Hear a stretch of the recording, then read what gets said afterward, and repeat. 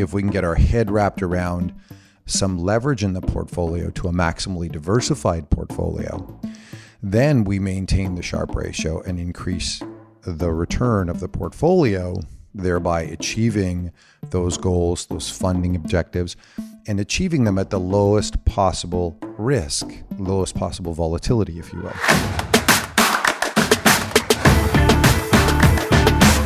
Hello, and welcome to ReSolve's Long Horizon Investing Masterclass, a 10-part series where Adam Butler, Mike Philbrick, and Rodrigo Gordillo explore an advanced investment framework specifically designed to steward quasi-permanent capital with humility and balance. From the science of decision-making to all-weather portfolio construction to the value of diversified alpha and tail protection, we provide a comprehensive capital management roadmap to improve outcomes for wealthy individuals, advisors, family offices, and institutions managing less than $10 billion. We hope that you enjoy the series as much as we enjoyed putting it together.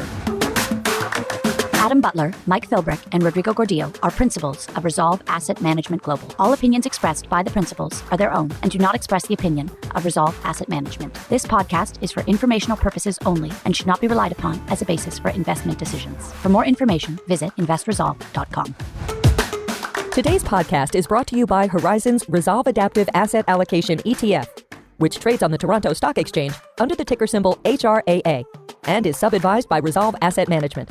HRAA is an alternative fund whose investment objective is to seek long-term capital appreciation by investing, directly or indirectly, in major global asset classes, including, but not limited to, equity indices, fixed income indices, interest rates, commodities, and currencies. HRAA gains exposure to these asset classes by investing in derivative instruments that may include future contracts and forward agreements and securities. HRAA will take long or short positions, using up to a maximum of 3 times leverage in asset classes such as equity indices and fixed income asset classes. To learn more about this, please visit www.horizonsetfs.com/HRAA to read about the ETF's investment objectives and important disclaimers about the risks associated with an investment in the ETF. Well, welcome back. I love that intro music. In fact, at this point in time, I don't know what it is, but I'm going to love it anyway. So we're back with episode 6. And, well, recap for us, Rod. Well, yeah, what we've started with in the beginning of this masterclass is understanding that we need an extra amount of money that we want to invest in this world. We have to recognize that in this narrative world, it's really tough to perceive what's going to happen next. And if we can't perceive, then we want to create balance. How do you create balance? You find the instruments that you can put liquid assets into and diversify globally away from your country towards global equities, global sovereign bonds, commodities, and the like. And then create, once you have that diversity, you want to create balance and find a portfolio that is in harmony. Right. No, nobody's going to try harmonizing with me. So you got your nice portfolio, globally diversified and balanced. And the question is, why aren't more people doing this today? What are the sticking points here? Well, and some of the challenges to why they aren't. The idea of capital allocation versus risk allocation, as an example. So why aren't they? I mean, if you think about that maximally diversified portfolio between stocks, bonds, and commodities, it's sort of half bonds, a quarter commodities, a quarter equities, which leads to a wonderfully balanced portfolio, incredibly stable, and an incredibly low rate of return. Low absolute rate of return. We're assuming in risk parity that every asset class has a similar Sharpe ratio.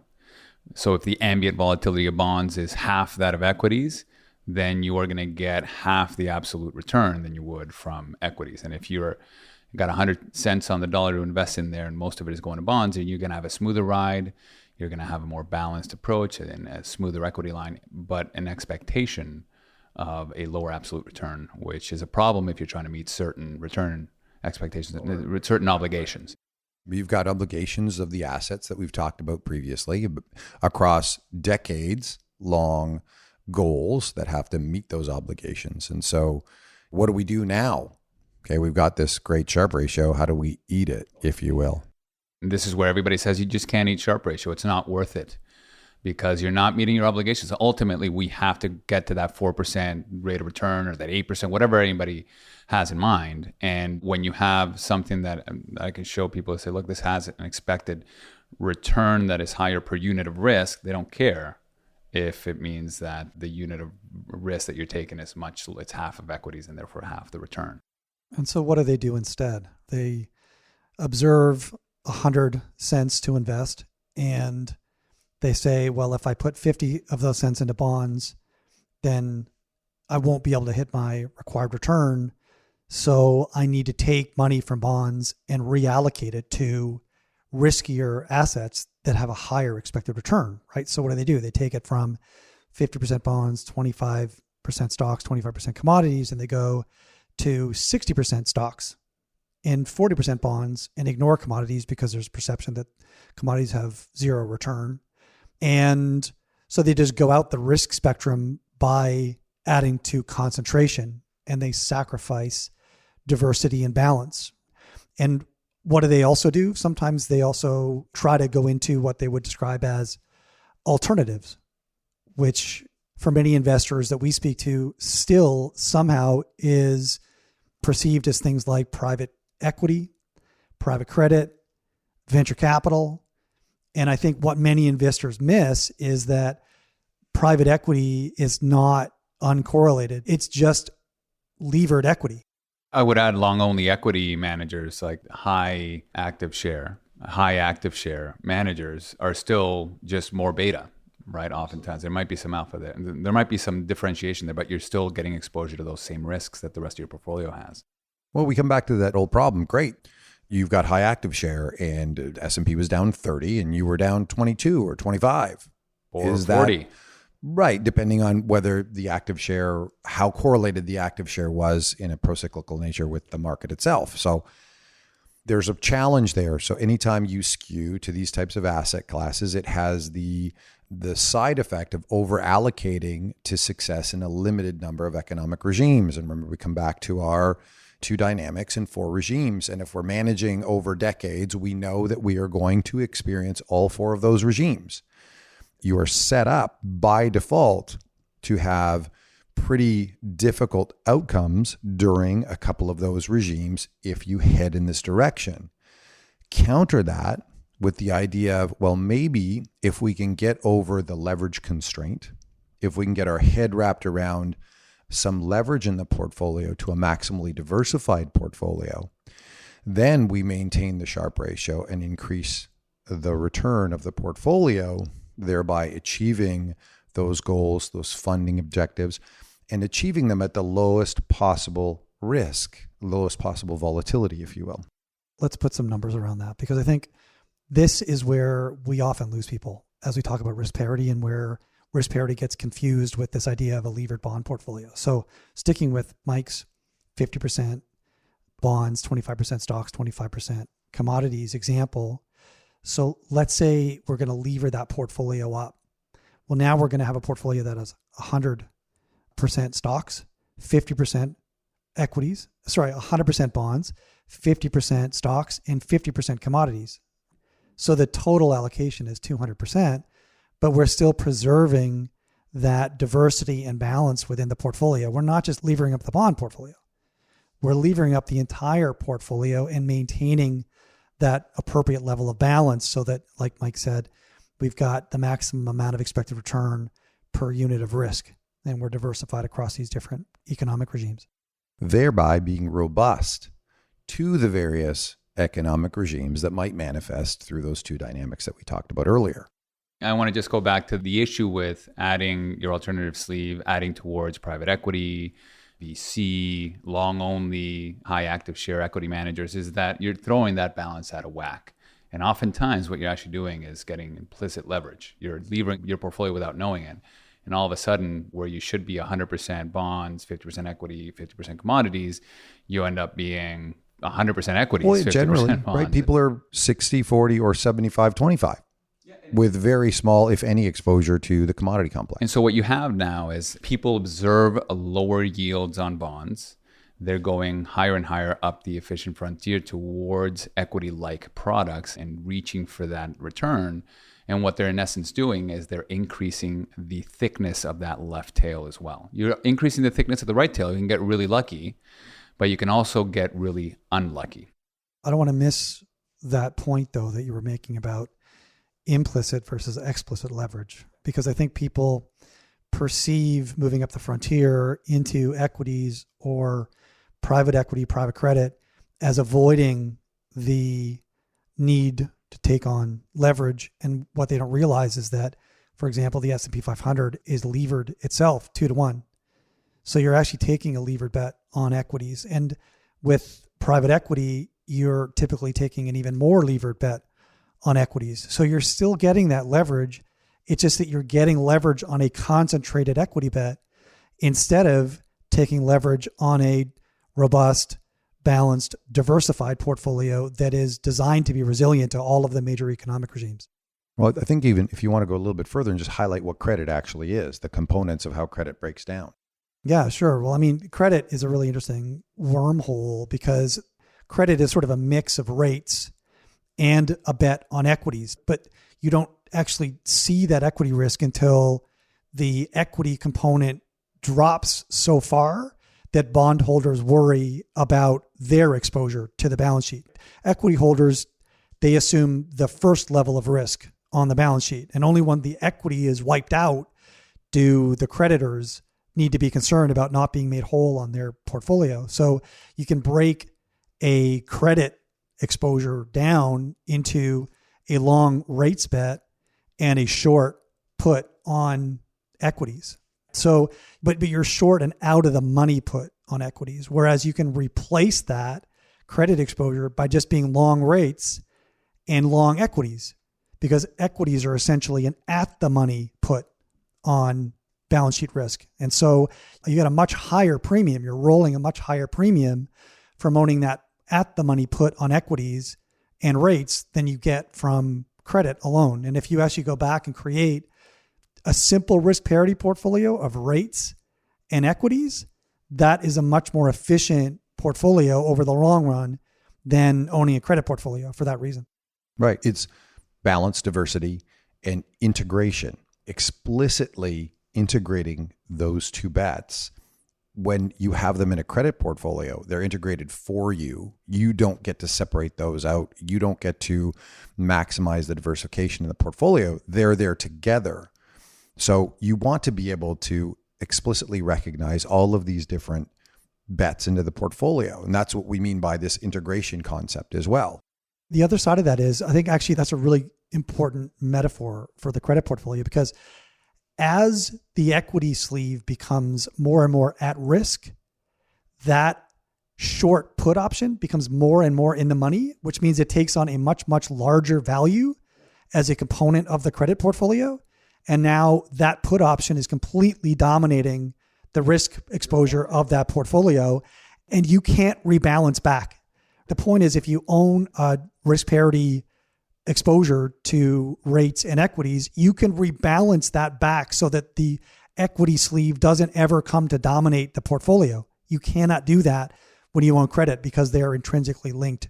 It's a sneaky exposure to a negative growth shock that you didn't know you had. That's right. Right? So again, it goes back to what are the repercussions of levering up that way? You have a traditional portfolio, you add 20% alternatives. Those alternatives you think are very, very different, but in fact, they're just going to be affected by a lot of negative growth shocks. So again, you're now in a portfolio that already equity has really thick fat tail, really thick left tail events and right tail events, and you're levering into that. So when you get hit, it's going to get hurt when it hurts to get hurt. What risk parity does when you put together the pieces in balance is you thin out those tail events. It means that you're not going to get as lucky as you can with a concentration in commodities, a concentration in equities, or a concentration in bonds, but you're not going to get as unlucky. It approximates more of a normal distribution. And so what does that turn out to be from the Sharpe ratio perspective? I'm just going to use simple math here, right? Let's assume that equities or any single asset class has a Sharpe ratio of 0.5. And let's assume that creating a risk parity portfolio gives you a Sharpe ratio of 1. So for every unit of risk, let's say I'm going to get 1 unit of return for risk parity. And for every unit of risk I take in equities independently, commodities independently, or bonds independently, I'm going to get half a unit of return. What I can do now is make a choice. I can either choose to have lower risk and lower return than just my 100% concentrated portfolio, or I can choose to lever up a well-diversified portfolio to the point that I'm comfortable with. And today it seems like it's 100% equities. So if you want to lever it up to 15, 16% volatility, your expectation is that you're going to get twice the return in my example. Now, in real life, what are we looking at in terms of historical numbers? Global equities have a Sharpe ratio of 0.3 and a risk parity portfolio has a Sharpe ratio of 0.5, 0.6, right? So it's not, I just wanted to make the math easy for everybody. So just to summarize, to put a pin in this thing before we move on, risk parity is about diversity and balance. And sometimes that means that if you don't lever the portfolio, that expected return won't hit your required return. So you can do two things. You can concentrate into equities to get your higher returns, or equity proxies like credit and private equity, et cetera. Or you can lever up the diversified portfolio and preserve your resilience to all of those different economic regimes. So I guess in the next episode, we're going to talk about how we can increase the amount of diversity in the portfolio even further by going outside of those traditional long-only markets. So outside of traditional equities, bonds, and commodities, and into stuff like factors, style premium, and eventually into pure alpha sources. Yeah, I like that. Do you guys want to talk about at all here the whole idea of the tracking error issue with risk parity? Sure. Like risk parity is the maximum regret portfolio. Yeah. Well, I mean, we've talked about some of the positives. So let's be real and talk about some of the things that make risk parity hard. I mean, you've got what they call career and peer risk here, right? You've got deviation from broadly adopted, broadly accepted ways of doing business, and you're going to be on a different track. And so they will often say diversification is a free lunch. To wit, we will often reply, well, true diversification isn't really a free lunch. There's a tracking error payment that has to be made. There is a comfort with deviation from what might be best in your career paradigm or your peer paradigm or what the client or the end user of the assets wants. And so, as always, there are challenges. But the challenges are where the excess return lies. As usual, be comfortable with being uncomfortable. And I just want to put like a perfect example of when you summarize the benefits of risk parity, everybody's like, of course, that makes total sense. So I'm going to get 1 unit of return per unit of risk instead of getting half a unit of return per unit of risk, and I can lever it up to 15% volatility, and I'm going to outperform equities. Of course, on average, that should be the case. When it hurts is when you have a 2-year period where equities have gotten really lucky and you're killing it in your equity component. Your risk parity is getting killed on 2/3 of the components, has this same level of risk, and the allocators are saying, hold on a second, I'm taking the same risk here between your risk parity and your equity, but the equity is crushing it and you're not. So you were saying something about it being better? Explain that to me, right? It's the fact that you're smoothing out the luck factor creates that.